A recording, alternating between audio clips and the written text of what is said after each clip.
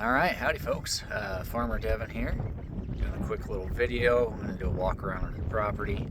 I don't recall posting a video in May. I might post a video of the ducks getting into the brooder, but I know I recorded something in May. It was just, I don't know, it wasn't the best month for us, so I think I ended up deleting it. It's kind of like a sad country song for 2 weeks there. But this is about what we got left for ducks right now. See, it's a single pen. There's actually about 45 or so ducks in there, so on my list of things to do is get those split into 2 pens. They've been in one for the last couple weeks, which is just fine for this early in the season when they're this small. But you can see I kind of got the new pens built. I wanted to start down here with my little update, just because obviously the ducks are out here. Apologies for the wind, it's Wyoming. And wanted to let everybody take a look at them, but here's kind of the path they've been on so far. And you can see all the other pens there in the back. There is a key difference or two between the original design and the ones that I completed that I wanted to point out. So on our recent Facebook post, I was asking everybody what I missed on framing. The one thing that I missed when I was doing the framing was these uprights here. So you can see that there is 2 uprights on each joint, right? Originally I forgot and I only did the one, which when it's just sitting still in the driveway looks fine. But I realized after I moved them down here they actually need 2 uprights because it makes a more rigid joint. And obviously these things get drug on the pasture every day, so they need to be a little tougher.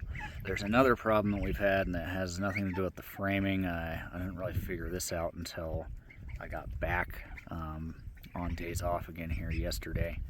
But Rose has been having an issue where pulling these is causing the sides here. Let's see if I can get back about where my coffee cup is.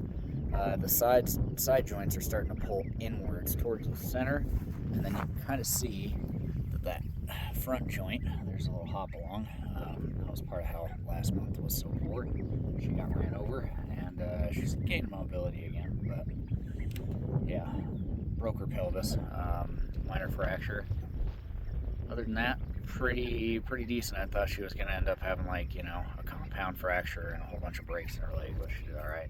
Anyway, if she'll get out of the way, so we can look at that pen again, you can kind of see that the front of the pen is getting pulled up, causing a pretty massive gap, and obviously it's not great for longevity of the frame.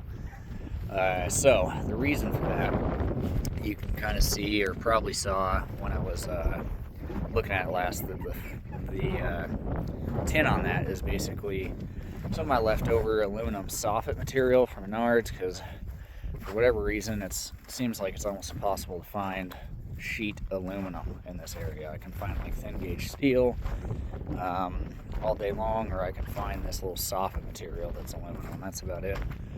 So I bought that a few years back when I was building pens and was reusing it. But last year's pen we built, I don't know if I had any YouTube videos, but we built last year's pen from some 3-foot wide aluminum material that some neighbors had, and they gave it to us. So you can see that the siding here is like a single sheet all the way down, and is actually long enough that it's multiple sides basically. So this is causing more rigidity, and put the phone behind Sophie here for wind block. So this is causing a little more rigidity and is giving that pen just a little more structural integrity. When we pull it, it's not pulling up and causing a bunch of problems with the frame. But when we use that 18-inch soffit material ran vertically, I think it's just leaving way too much space for movement and causing issues. And so I'm gonna, on my to-do list here, is to get all that stuff pulled off of these other pens that are empty, get it replaced with something a little bigger to make a more rigid pen. And then I'm going to have to get these birds transferred. I'm going to split them into 2 pens, so I've got I don't know, 18 or so in each pen. It's going to be more than 15. It's going to be, well, a little more than 20, I guess, but it's not going to be any more than like 25 in a pen. So anyway, that's what we got going on for the ducks. This is 5 minutes, so there's a lot more that I could talk about, but let's just go ahead and pause it here, and then I'll try to do some other updates on the garden area and what's going on up at the top of the property. All right, thanks for watching and listen to me through the wind.